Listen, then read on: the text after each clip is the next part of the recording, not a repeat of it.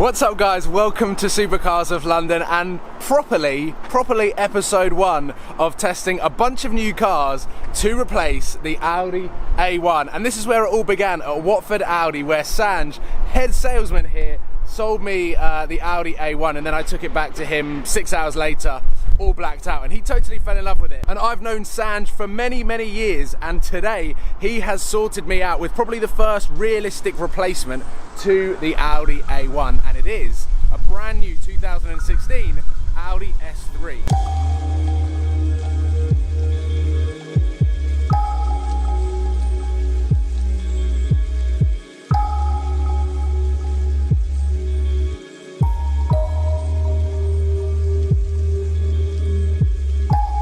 First things first, as you can notice, this is the 4-door version of the S3. It also comes in a 2-door, exactly the same as the A1. It is going to be a really interesting prospect to drive a car, considering for a daily, that has 4 doors. Is that something that I will be looking for? The Porsche certainly did not have 4 doors. It's also got a very nice sunroof, which is currently open at the moment, so fingers crossed we can really get to grips with this car. The steering wheel I absolutely love, and we've got the virtual cockpit as well. So the RS3, the new facelifted RS3, will have the virtual cockpit as well, which has just gone off, but that is the steering wheel. Inside the Audi S3, it's very similar controls to every single other Audi that is in the range because they are uniform.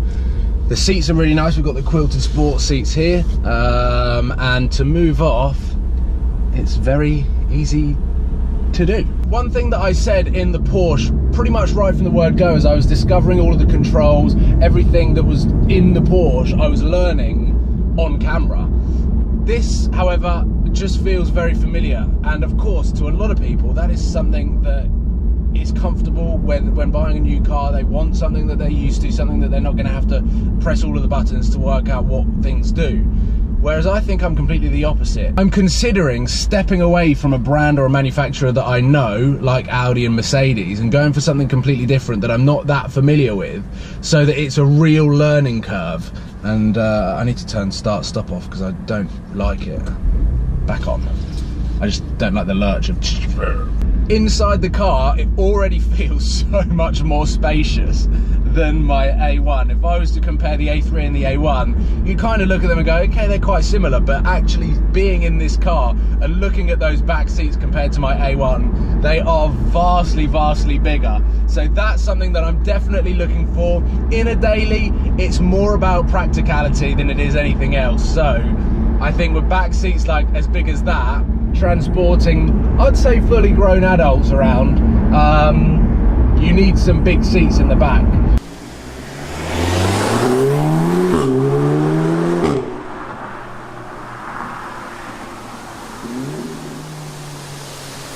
This is definitely a lot punchier than my A1. This is about 40% throttle, a lovely fart from the upshift exhaust, and I'm in manual. I have no idea what sort of drive select we are using at the moment. I can imagine, oh, we're in dynamic. Excellent. Let's go into manual.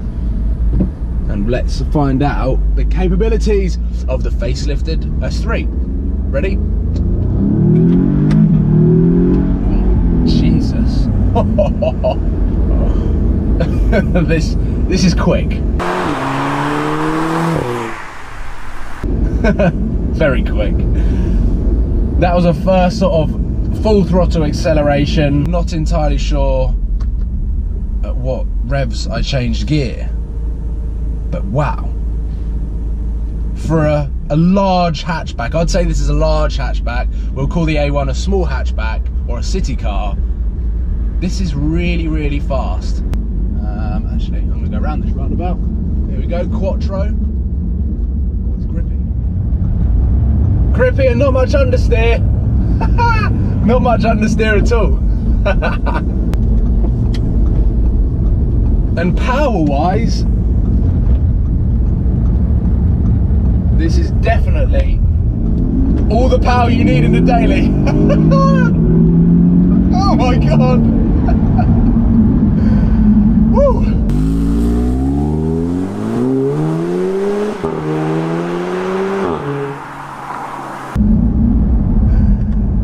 The performance on this car is definitely impressive.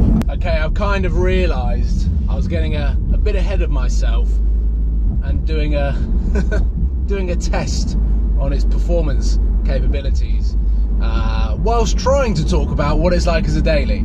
However, now I have put the car in comfort mode using the drive select. I've got comfort, auto, dynamic, individual, efficiency. Oh, efficiency.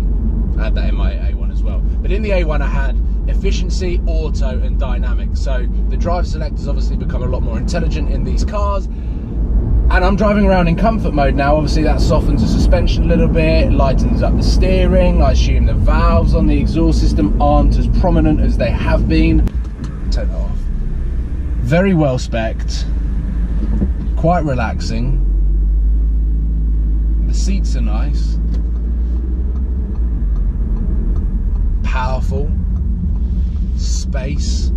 If I was to consider the facelifted RS3, so brand new RS3, top of the range, upgraded power, upgraded performance, upgraded technology, and of course facelifted, you are going to be looking at a March, April, May delivery. So you cannot get a new facelifted RS3 for quite some time. So if we're talking about the entire A3 family,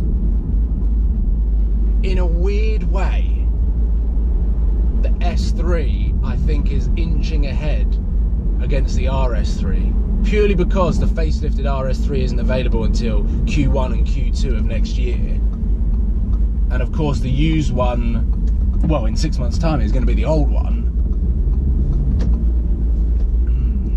Let's summarise the Audi S3 as a contender to replace the A1. Is it exciting enough to replace the Audi A1? I would probably say no, because it's the natural progression from an A1. I want something that will excite me. Let's put it back into auto.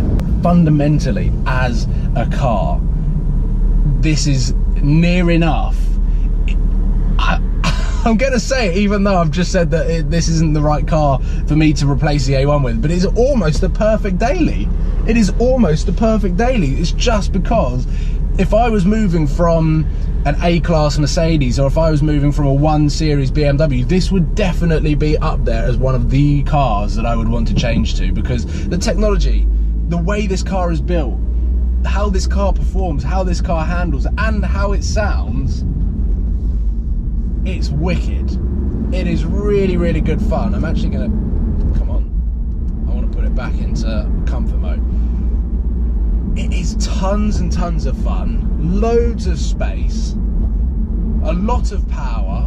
So if you wanted to ferry your friends around but still put your foot down and be one of the quickest cars on the road, of course with a remap and exhaust system, which I do love to do, it would sound awesome. It would sound really, really cool. First test done. I think this is a wicked car, but would I change the A1 for it?